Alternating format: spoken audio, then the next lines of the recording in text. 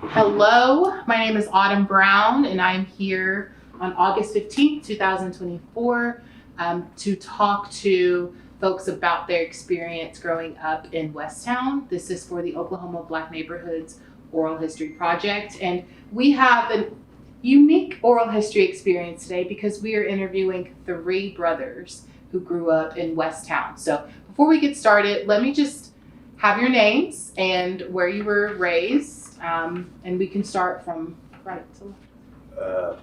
Don Steele, raised in Westtown, Oklahoma City. Marvin Steele, raised in Westtown, Oklahoma City. Don Steele, raised in Westtown, Oklahoma City. So we've got Carl, Marvin, and Don Steele here with us talking about their experiences growing up in Westtown. So let me just start with Carl. What was it like for you growing up in Westtown, and how many siblings were there? 9. There were 9 siblings. 8 boys and 1 girl. Wow. So what was it like for you all growing up in Westtown? Well, I can give you from 1945, I was 5 years old then, to when I went in the Navy. Westtown, say, started from Western, Main Street and Western to McKinley. Reno, you looking back south, Reno and Western, going west, looking back north. All right, side streets was Cleghorn, Klein, Ellison, Douglas, Brow, McKinley. Side streets was, Main, Western, Grand Street, which turned into Sheridan, California, and Reno. Just keep, let's see, Westtown was a community, I would say, because everybody knew everybody, and they knew us best. Who's the oldest? Me? Okay. Are you guys sitting in? Yes. Oh, wow. Okay. All right, I'll go from, like I said, from when I grew up in Westtown and joined the Navy. All right, you had, on Sheridan, you had Archie Park Elementary School, Shiloh Baptist, got put Mr. Dixon's store.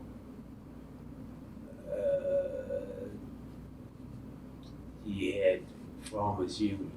Now this was back in the 40s, going on up.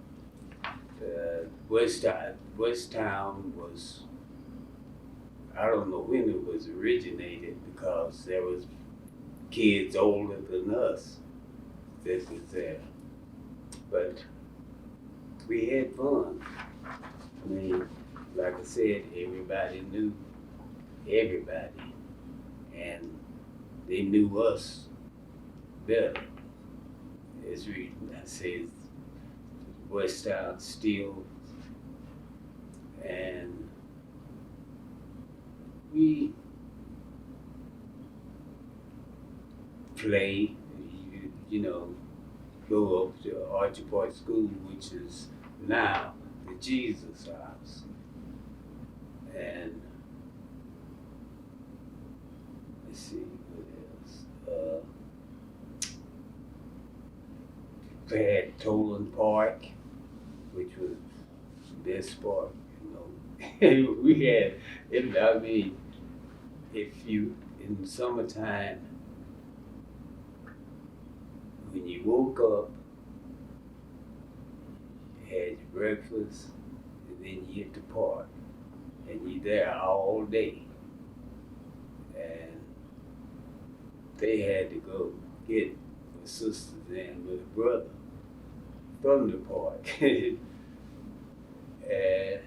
it was, I don't know how to explain it. I mean, it just was like a whole family. The whole West Town was like a whole family. Yeah. So, What was your experience like? Pretty much what he's saying there, just said about just about everything.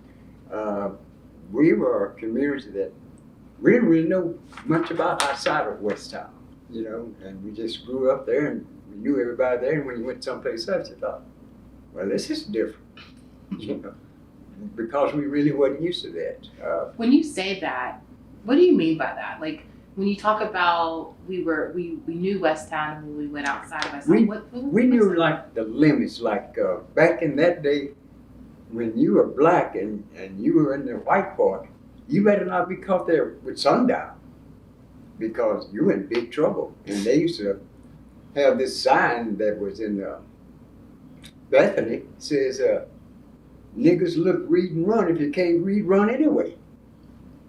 You know, we didn't know anything about that. And when we first got to television, it was such a little bitty TV. And we cried because they took it back. And we couldn't see it. And then finally we got a real TV, I guess about 19 inches. And we were in hog heaven. It was new because it was something. We grew up when they had outdoor toilets, tin roofs and stuff like that. And right in that neighborhood, that's all we really knew because we really didn't go anyplace else. We didn't know much of it. And we just knew what we knew right there. Had a good life. We never had any money. We were always poor, but we didn't know that.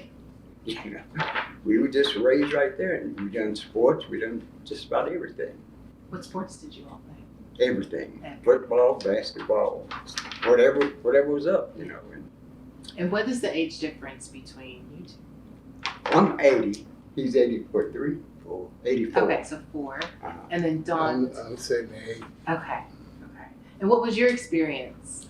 Well, basically what they said though, you know, and when I can remember that before they put any streets and sidewalks up there, it was all dirt road, you know. And when they put a street out there, because we were right next to downtown, you know, and but it wasn't like a poor poverty place, you know, because they had some nice homes out there and people had nice jobs and stuff, you know. So, but yet and still, there was so many of us that we kind of struggle, you know. It's kind of hard, you know, staying in a 3-room house, you know.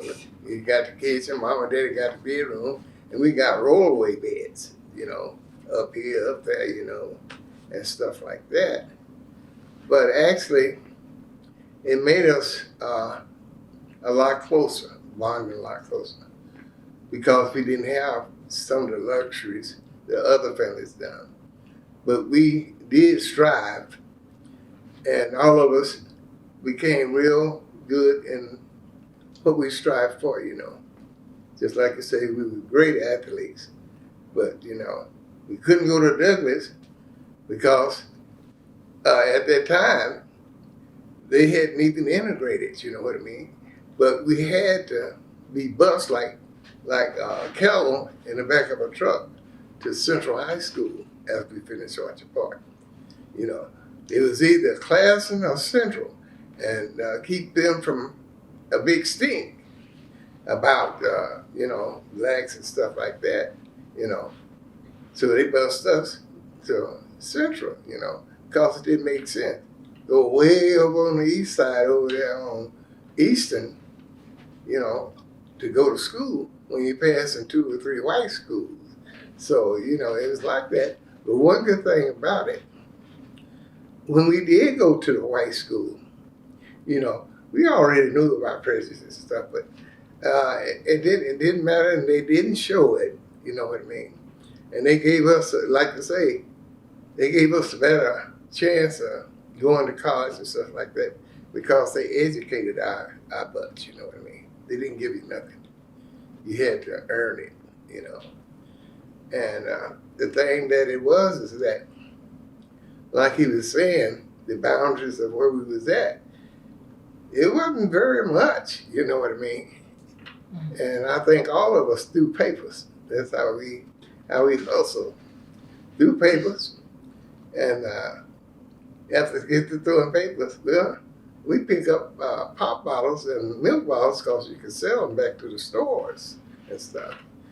And we would do that, you know, as kids, you know, because they wouldn't go give us nothing free at the store, you know. But yet and still, it was a good experience. And like they were saying, most of the houses where we was at and stuff, like we had outhouses, but it was like 3 families had to share 2 outhouses. Now, you got all these kids and the families there and stuff, you know, you lucky. You know, you hope there ain't nobody out there. And sometimes we have toilet paper, sometimes we had newspaper and had to crumble it up and make it soft so we can do something back there. Well, that's the truth. But, you know, it wasn't no problem. We never thought anything about it. You know. The way we looked at it, we thought we was rich. We didn't have nothing, but we were happy. Do you have something? You mentioned Central. I think when they desegregated Central High School, well, desegregated schools, I was the 4th to sign at Central. Our oldest brother, he's passed, he was the first black to receive a letterman's jacket from a segregated school, and that was Central. Wow. I had to say that. That's incredible. Yeah. And So, where is Central? Because I'm not. It's on 8th and Robertson, downtown. It's still there? But yeah, it's, There's so much customer kind of building now. I think it's not a school now. Okay. Okay. Because you're mentioning Central, and I'm like, I've never heard of that school. So can we talk about your like educational experiences? Well, like you say, when we graduated from OOHRP, we went to Central, and we was bused like cattle, but we didn't think nothing about it. And they just, like you say, they started picking up the blacks from Sandtown, and come by and pick us up from Westtown. You know, we standing on a corner, which was, I think it was 2nd Street, and we was over in a white neighborhood where we had to catch the bus, you know. But they didn't ride the bus with us, you know what I mean? They had a different bus. And when we got to school and stuff like this here, you know, the teachers were fair.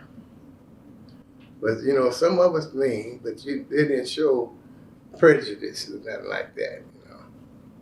At least I didn't feel it, you know. Do you And, it was kind of difficult when you went to school. First, when you're being black and then you're going to a white school, and you had these groups here and you had those groups there, and you just kind of stood out. You kind of figured out where you were going to be at in the classrooms and so forth. It was I graduated pretty good I had decent honors graduating. I took up printing, but I didn't get a scholarship for printing because if I was black. It's what it was told to me later, and I thought, okay, that's just the way it is. But as you got better at it, you just done better. You know, you were a good student. You done what you try to ask you to do. But there's always some cliques here that I don't like you, you know, because you are black. You know, there's some prejudice there, and this is Oklahoma. Oklahoma is a real prejudice town. It is redneck back. So Yeah. I took auto mechanics, and I never will forget this. It was one guy I went to get a drink of water or something, and he walked up to me and said, "Steele, I don't like you, and I'm not gonna like you." I looked at him and said, "Man, you ain't the only one don't like me, so you ain't worried. You just leave me alone." Right. He looked at me like I was crazy. Wow. So, oh, go ahead. Well, like you say, they might not have liked it, but they tolerated it. After a while, the kids kind of mellow out and see what mom and dad and them, we nothing like that, But most of the time, they kind of like feared you, you know what I mean? They were scared, And we never did have no problem with them, I remember I had some friends that I used to run around with in school. We get there early in the morning, which I wouldn't do nothing, but they'll just see these white boys coming down the thing. They have money, and make them give them their money. If they don't, they'll beat them up. You know what I mean? And I didn't ever do that. I kind of saved a lot of them's butt. I say, "Hey man, y'all cool. Leave them alone." You know what I mean? And stuff like this here. If they have no money, they had nice sack lunches. They take the sack lunches and they eat them up, and stuff like this here. Just for meanness, but and they had that fear because there was some blacks that was rowdy,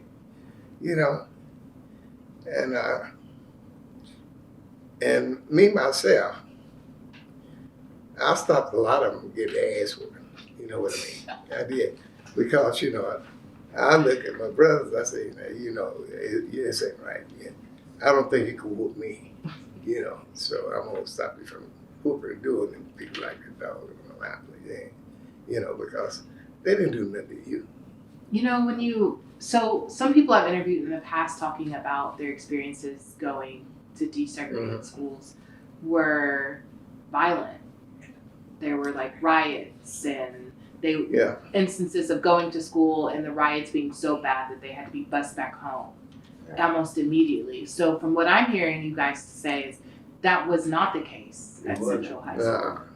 Only time we had violence, like when we had basketball games or football games or something like this here. And other schools, they ain't got no niggas there, so they come over there. And they try to get violent. And we had a few blacks that's like some of the blacks now, They carried like shotguns and stuff. So at the game, if they wanted to do something, they had them hid around the corner. They run out and get their guns and get the blasting on their ass. They move on around. They'll move on around, but it wasn't none of the people that we went to school with. It was always other schools. I got in trouble one time with a guy that had a sawed-off shotgun. He was a big dude at Central High School, and it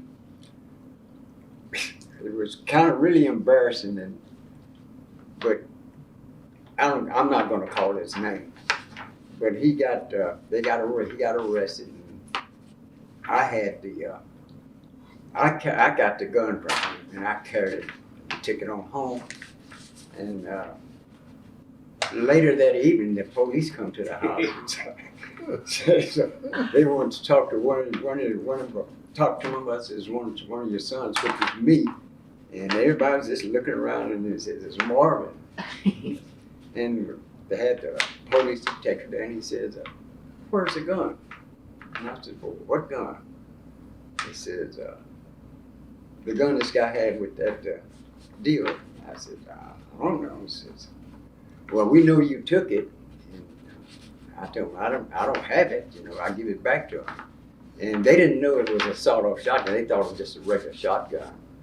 And so they took me down to the jailhouse and so forth. And I never went behind the bars or anything, but they took my picture and all of that, and they released me and come back and said, "You don't need to mess with this guy anymore because we've been looking at him," and so forth. Wow. It was scary. Yeah, that Okay. seems scary. Yeah, But that was West Town. yeah. It's But, just I what you mean, did. yeah, anybody else, they might do something like that, but people, kids together in West Town, it was all right. Stuck together. I won't forget, it seems like anything, like when you get up in the morning, you eat your breakfast, everybody, all the kids would meet up at our house. And then, if you was in this age, your kids was in that age, would go this way, the other would go that way, on down like that. And it was fun. We had alleys to run up and down, peach trees, apple trees, con trees, grapes on the fence on the alley, and they would pick them up. The time when they had this out at the Toland Park, they had this big semi-trailer truck full of watermelons. Everybody in West Town had free watermelons. I mean, And what was it called again? it was at Toland Park. They had this big trailer truck that parked. They had a public market there, and they would bring goods in big trailer trucks like that. And he parked over there overnight. He come back the next morning. Everybody in West Town had watermelon. Yeah. Like, why would you park it there overnight and just leave it? Yeah. Marvin, I called his name up there. Called his name now. He got up in the truck. He was throwing watermelons out. Wow. I tell He you what had was a '52 Chevy. really and strange. me after you and- get your talk, I'm gonna tell you. Then my oldest brother loaded that truck up, loaded that car up, took it home. Mama got off from work. Where all these watermelons come from? I Like, mean, ooh. it, like I said, it was West Town. Was West Town. If it was still West Town now, I'd be living there. Because the East Side was where everybody went. And when Douglas moved to Easton, F.D. Moon took Douglas's place. And I was in the first class that graduated from F.D. Moon High School. It was on 6th and High. And I had fun there too. Yeah. Well, one thing I just want to elaborate on is that the reason we never did go hungry is because of the public market. And they had about like 4 outdoor markets, where people bring their food and stuff and sell it and stuff like that. And they always gave us something, When we come away, they always gave us something. And we could always find something to do because sometimes they would have us to hire us, to do this and do that and stuff. And they had the chicken house where they manufacture chicken, kill them and all this stuff. And they had, like in the public market, they had these butcher shops. They had about 2 or 3 in there. And I can remember one of them, Mr. Gamble. Now he was a good man. He was nice to black people. Because we used to go there and we asked Mr. Gamble, I said, Mr. Gamble, I said, you got any dog bones? He said, yeah, I got a big old sack of dog bones back there. So he'd give us those dog bones, which was neck bones, So we bring that big old sack, we looking over back to the house. And Mama said, what y'all got? So, we got some dog bones. She said, he'll get them after we get to eating. And that's what he got was a bone. Wow. Yeah. So he just gave you a whole bag of neck bones? Yeah. He used to give us stuff like chitlins and stuff. They didn't sell them in the stores. But now neckbones and chillings are like, oh man, they cost like arm and a leg Yeah. when they're throwing this stuff away. Yeah. You know. Can't you imagine a woman and a man raising 9 kids in a 3-room house? They can't do it now. They couldn't do it now. Couldn't do it then. It was hard Yeah. to. You know, and one thing about it is that, you know, my daddy, he was a jewel, you know. Now, everybody's not perfect, though, but he never missed a day of work. Well, come Friday, oh, he'd be so sharp. He had his Stacey Adams shoes and his suit and hat and all, and he'd go down to the joint and get food. He might not come Real back. full. He might not come back to Sunday, but when he do come back, everybody knew him. He'd dance all the way back home and stuff like that. And we stayed right next to a holiness church. He'd be having church like that. And my daddy, he'd stop. He'd go in there, he'd open the doors like it's Jesus. And he'd dance down the aisle and get there and say, toodaloo, and put his head out. And he'd give him a $20 bill. Now they ain't had $20. They didn't catch it. They didn't get that much in collection, but they never said nothing. When he give them the money, he'd dance back out, Wow. and then come on home, you know. But it was strange. Talk It to me was about nice. the dynamic of the family. I mean, 8 siblings. Yeah. Nine altogether. Like, Uh-huh. what was it like to have that many siblings in a home, both parents involved? Like, what was the family? We didn't dynamic? know any better. We just kids growing up, you know. We didn't even know we was poor. We was dirt poor. But, you know, it's just, we just able to get along. Yeah. They said he was trying to raise a baseball team and then got the daughter at the end. She messed everything up. You just messed it up. Yeah, he said that she was gonna be his secretary. Oh, well, the basketball team and 3 reserves. Yeah, that we could do. We could do any kind of sports, and we were really good at it, you know. We just And thought that we were good at it. Because, you know, at that time, we didn't get to go to Douglas, but we used to scrimmage Douglas, you know, and stuff like that. And the white boys, they wasn't scared, but we had to kind of build them up. Oh man, come on, you know, shit. You do this with us all the time. They ain't no better than us. But I can remember we was playing. I was in the 9th grade, and we was playing Douglas. Folk been playing in 9th grade, but Douglas is a cheater. They had some guys that were going to Douglas, like Kenneth Joseph and these other dudes. Oh, they ain't 9th grade, and I got down and I looked around, said, my son, Jay Benner, he's a good old boy. He saved me because boy, they was looking at him just growling and stuff like this. But Jay was holding in there. I looked at him.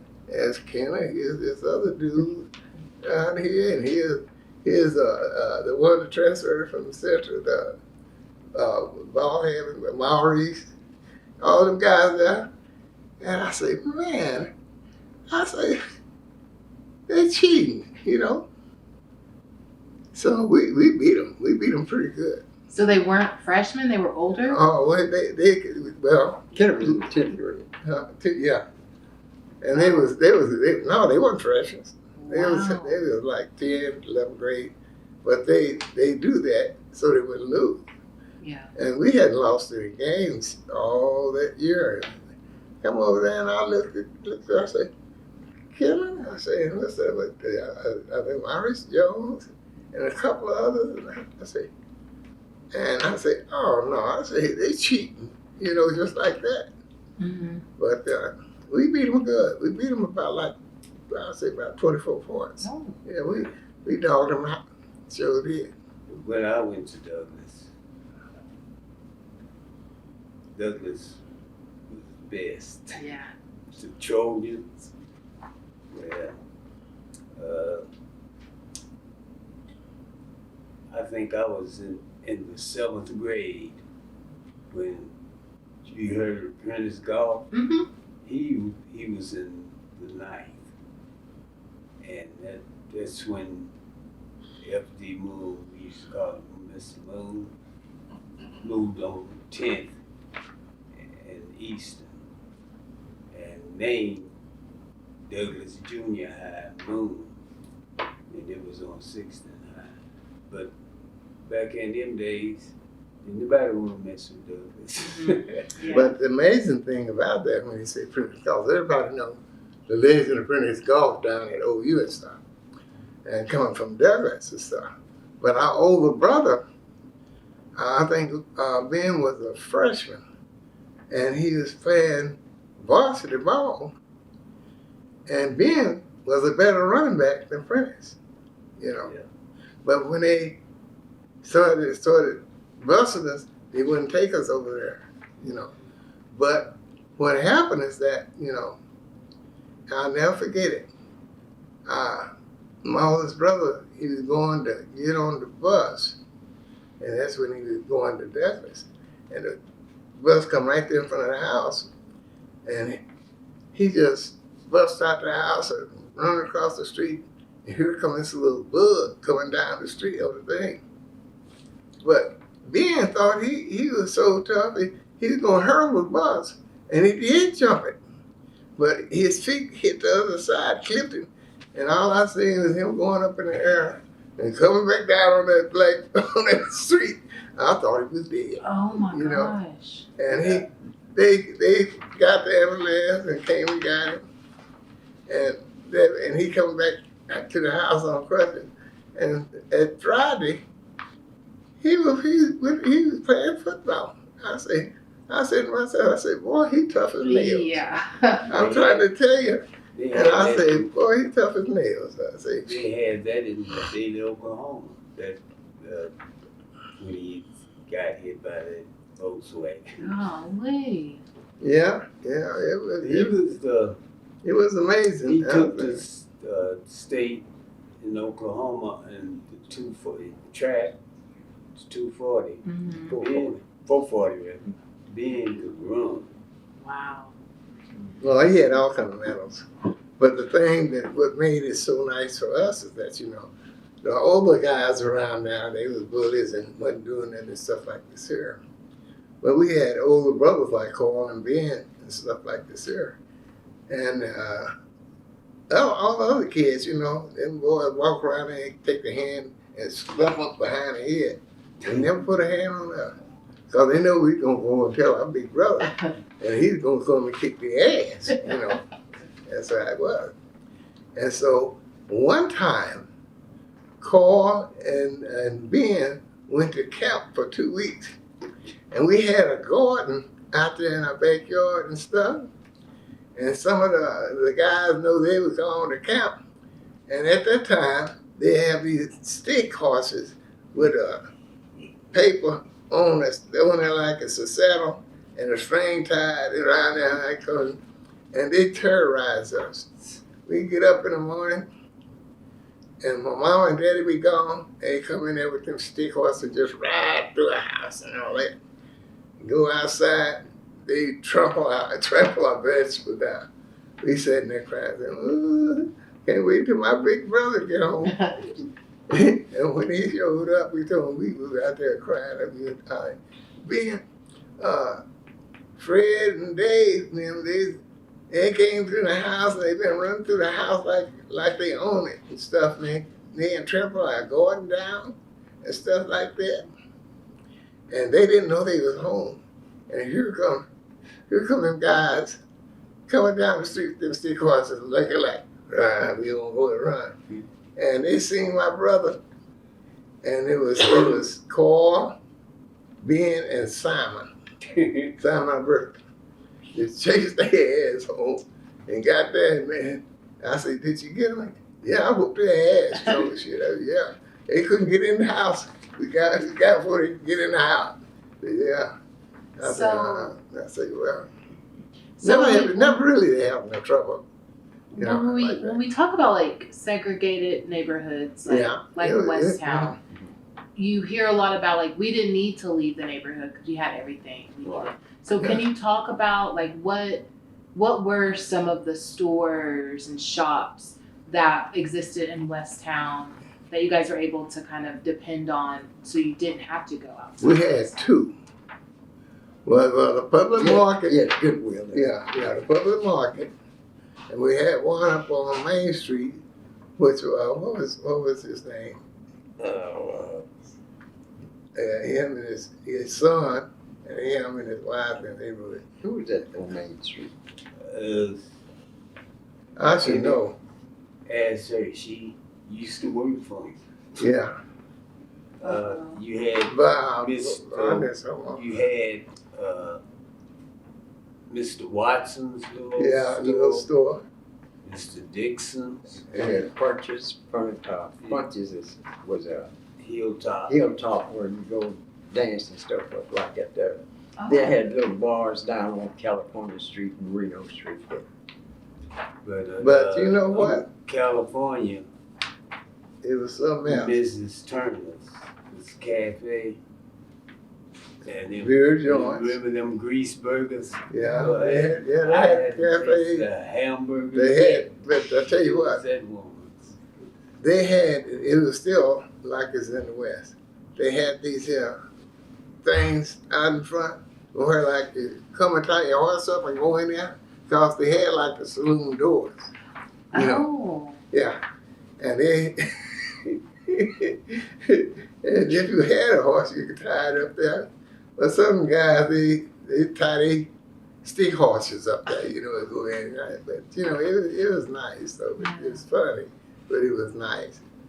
And, Did you all have any like theaters? In there? Oh, no, we didn't have no theater, but we had a friend. We had to go to East Side. We had a friend that when we moved up there on at 1223, Mr. Birmingham, when he used to set out them launchers and he showed pictures of them and stuff like this there. But he had some money, he was well off to do. They didn't have any kids.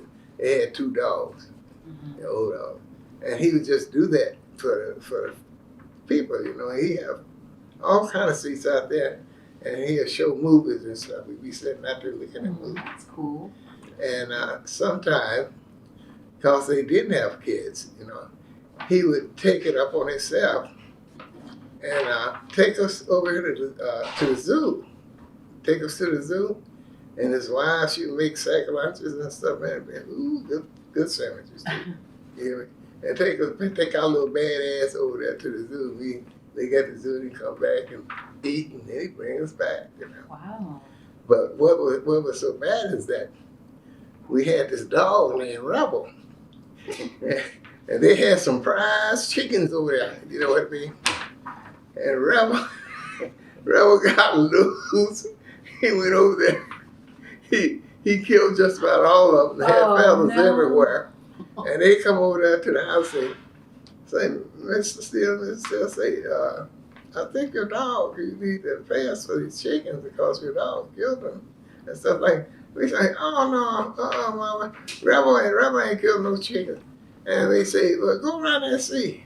Went around and Rebel had one chicken in the yard, it was dead. And he looked up at it and had a mouthful of feathers. I said, oh man. Around it now. So we had to pay for them chickens. them chickens.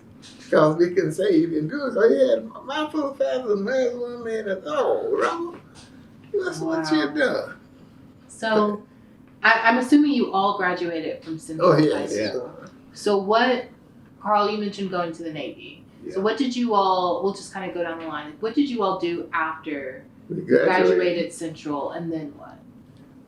Well, me myself. Let me do first. Okay, let me go ahead and be first. I was stupid. What I did you joined the Navy. I went to San Diego, California for boot camp. I left, graduated, my brother, oldest brother.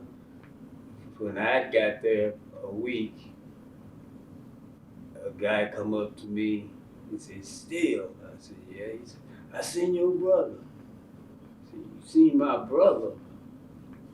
And I wrote a letter telling him, don't come. And I said, where did you see my brother at? He says it was on Sunday. He said, at church. And I knew Ben go to church. I said, well, where is he at? And he was staying in the barracks across from me, well, us. And we went through boot camp together. And when I graduated from boot camp, they let me come home. And he graduated, they held him there. And I left. When I got back, we went to school in well, San Diego. They sent him home. But when they sent him back, they sent him to Hawaii. And they sent me to Chicago. Wow. And it stayed like that for, well, I stayed in Chicago for 2 years. I went back to California. I called aircraft carrier USS Yorktown. And a month or so later, we shipped out going to Japan, going overseas. And I think we was out in the middle of the Pacific, and he was on the USS Kyushu, and I was on the Yorktown, and they come over the horn. You've been refilled by the USS Kyushu, and I went up on the deck, and that was the first time I'd seen him. And we was together in the Philippines, Okinawa, and Hong Kong. Wow. And we did that coming on back. I come back to Long Beach, California, and he's stayed in Hawaii. Wow. That's pretty cool that you got to. Huh? That's pretty cool that you got to serve with your brother. Yeah. Like in a way. Huh.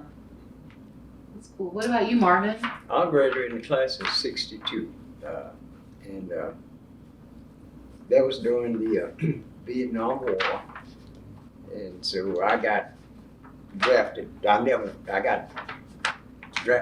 get drafted. They drafted me to go down and take the physical and all that. So I went down. I didn't want to go to the war because of all this I heard about the Vietnam War and all that. So I passed the physical and everything, and they said, well, and I signed up to. I was already going to the services. Then I got married at, I think I was like 1920 at 20. And so at that time they says, well, if you're married, you don't have to go. So I was down there I went down there to get an allotment for my wife to get paid for it. And they said, well, if you can prove if you're married before 2 o'clock, you might show up. I thought, okay, so I left there and went to the courthouse, paid $2 for a record or however it was, and took it back there. They said, well, you don't show up tomorrow. I said, okay. I didn't want to go anywhere. And then later that year, in December, that was in May, and in December, I got drafted again. And they said, you come down here, and this time they said, if you, before I got married, we just had a child. And say, if you have a child, you don't have to go, So I stayed twice, which was really good, I thought, oh, okay. But I probably should have went because that marriage didn't last. I had 2 kids from that marriage, and that was it on that. Yeah. Now I've been married for 46 years to my wife now, which has been a blessing. So. Yeah, that's exciting. Well, me, myself, when I graduated from Central in '64, I said, shit, I ain't going to school. My friends, some of them was going to college. I said, no, I ain't going to school. I'm tired of school. So I went to work for this construction company. and they was like building curb and gutter. And boy, that was hard. They just had to lay them steel farms, and then they pour the cement, and you have to stay behind it and do this and that shit. So when I got home, I didn't have enough energy hardly to eat. All I could do is sit in the chair. And then I said, oh man, I said, it got to be something easy than this. I said, come midterm, you know. I say, shit, I'm going to school for this show school. I said, forget this. I say, something got to be something better than this. I said, that's working. That's too much for me. And I was young. I thought I could handle it. So I went to school. I finished the rest of that year, and I started back, and I finished that semester. So I said, well, you know what? I said, yeah, that's what's called such and such, and teachers up at Central State. That's what it was before it's what name it got now. It's Central State College, and they go to class and it'd be a whole lot of being in class, and them teachers are so negative. Like, yeah, I know most of you in here trying to dodge your draft, but you better pass the classes. He ain't gonna give you nothing. So come the next semester, that halfway time, vacation we was out for a couple of weeks, and I say, well, you know what I said? I ain't running for no draft. I ain't trying to run for no draft, nothing like this here. And I was working full time down at L.S. Verne as a machinist. And I said to myself, I said, well, you know, I go to school. As soon as I get out of school, I have to change clothes and go to work. And I was working 8 hours trying to put myself through school. And that was hard, but I enjoyed it. But then I said, well, I don't think they're going to get me, you know. I'll be doggone. I come home one night and everybody, him too, they waiting up for me to come through the door. I'm talking, Don. I said, what? You got some mail? I said, I got some mail? And he looking at me, he went and gave me that little yellow brown envelope telling me to show up at the thing I've been drafted.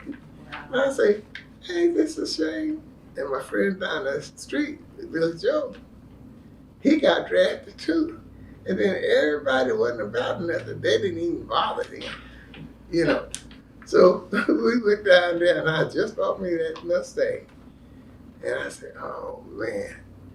And my brother Delbert, I drove down there, and I told him, I said, well, okay, well, tell everybody I'll be back this evening and stuff. We went in there, and the man told us some good gonna say, so I know some of it gonna play dumb like you can't pass a test. But we got all kind of tests, and we got 10 of them. And say, and if you flunk 3 or 4 or 5 of them, say, we gonna help you pass the next one, you know. So you wasn't getting away. Wow. He said the best thing for you to do is pass the test, so we'll know what you qualify where to put you, you know, and stuff like this. Yeah. So I said, well, hell, I might as well pass the test and let me go or something. I passed the test. They set us in that damn room. Wouldn't let me go. Then about 1 o'clock, they lined us all up and took us across the street over there and fed us a good dinner and stuff. And when we got back, they said, well, y'all going to Fort Polk, Louisiana, you know. I said, I ain't gonna get to go home, you know. Wow. And so I called, I talked to Mom, I said, Mom, I said, I won't be back. I said, they got me. I said, I'm going to Fort Polk, Louisiana. I said, I'm supposed to be going to the airport about 6 o'clock. I'll be doggone. They put us on the bus, and the bus had to go right by our house to get on the highway. And I'm looking at, oh man, I sure wish I could jump off this bus.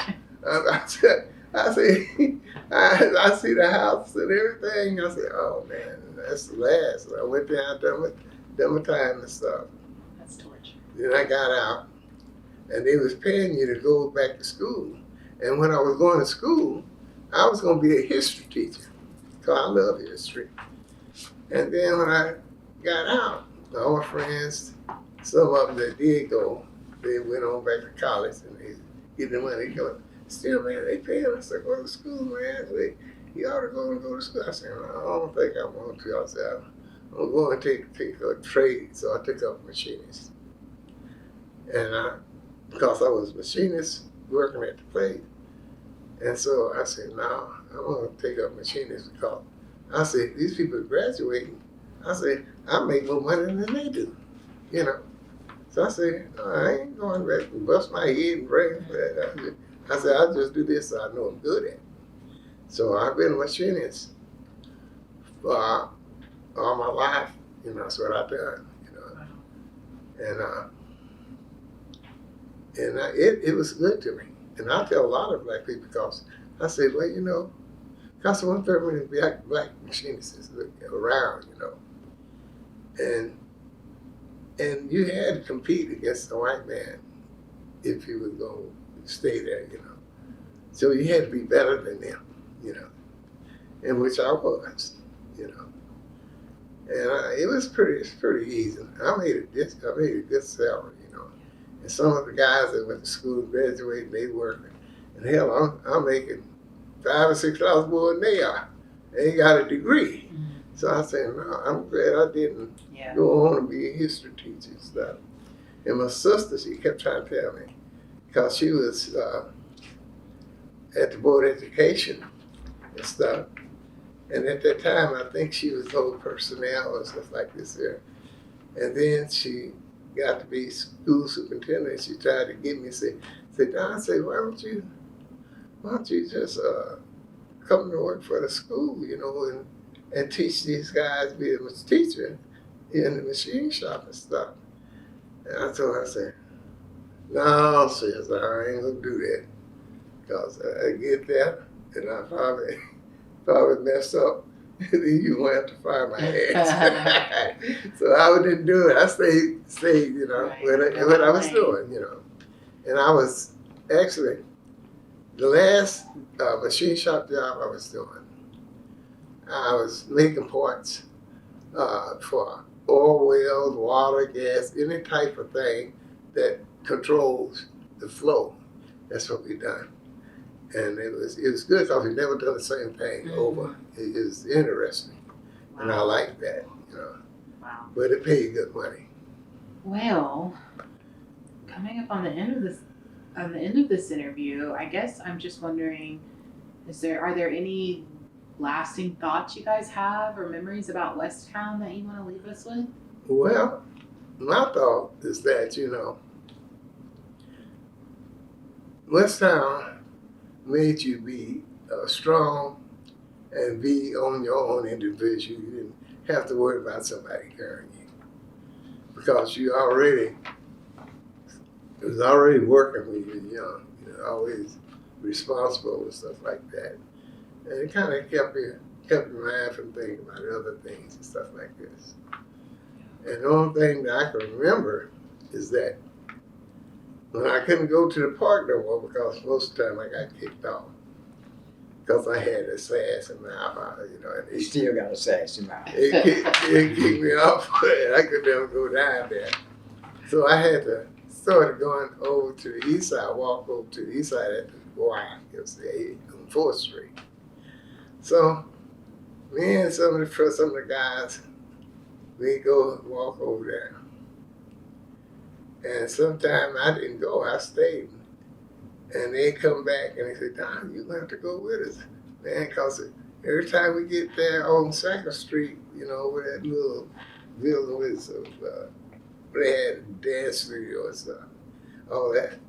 Say, these guys, they be a gang of guys there, they be wanting to whoop our ass, you know, come down like, hey, before you go home, you're going to have to fight. And, you know, and stuff like this here. They say, man, there ain't nobody gonna fight and stuff like that. So I went, I come back. Here we trumping up the hill, go down there, take 2nd Street and hit downtown, come on home. So I thought they were lying. And we come out there, and I swear it's about 10, 11 dudes up on the hill waiting on us. I was trying to say, I don't know if it's worth going to the wife or, you know. They come down, they stopped it, and they be talking stuff, comes up. Well, I'll tell you what, who's the toughest? They say, Don. I say, oh, shit. And here, well, that's what I said to myself. I said, oh, shit, here we go. I'm going to have to fight for all y'all so we can go back home without this here. And I get up there, and dude come out there. And we'll scuffle. And, you know, and I come out on top. So we go on home. They wouldn't mess with the rest of them. We go on home. So I say, oh man, I say, they started getting something a little bigger and a little meaner. So I got this friend of mine, Vernon Luss. You know, he loved to fight. He was short and stuff like this. So I say, Vernon, come go over there with us. And I say, come back. And they say, who's the tough? I say, Vernon. Vernon get out there, Vernon would dust their butt. And then after a while, they stopped coming up there trying to stop us. Wow. But the while was fun, you know. Well, Marvin, do you have any? Mine was, it made us, I think, better people because we really didn't know what to expect. It was this little black town, you could get outside of it, in a different world. But it made us stronger, made us more together. Yeah. Carl?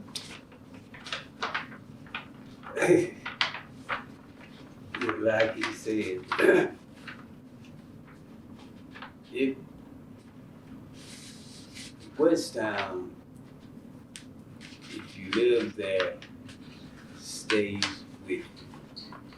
I mean, it's in here, and it will be in here until I die. Because I still remember Westtown. Well, that's about it, but I'm going to say this here. When Carl was in the service and stuff like this, when he came back, he had these here tailor-made suits. I was so skinny. I couldn't wear them no way. Only one could fit him was Marvin. Marvin, you never seen Marvin in jeans or nothing. He come to school like he was an executive, just dressed up. And I said, man, I sure wish I could get him this so I could wear some of Paul's suits and that like that. And I say, he ain't had jeans on when he would call. He come there, he'd be looking better than the teachers, you know, all dressed up. wow. I said, man, he's sporting all this stuff, and I couldn't wear none of it, you know. That's amazing. And, Well, I just want to say thank you all for I spending part of appreciate your time with me and talking about your experiences growing up in Westtown. This was a really great interview. I've never done an interview with 3 brothers before, so this will be something I always remember. But so thank you for being here. Thank you to your sister for opening up her home for this interview to take place. And yeah, we will just call And it. before you go, I want to say this. My brother Carl, he was a playboy.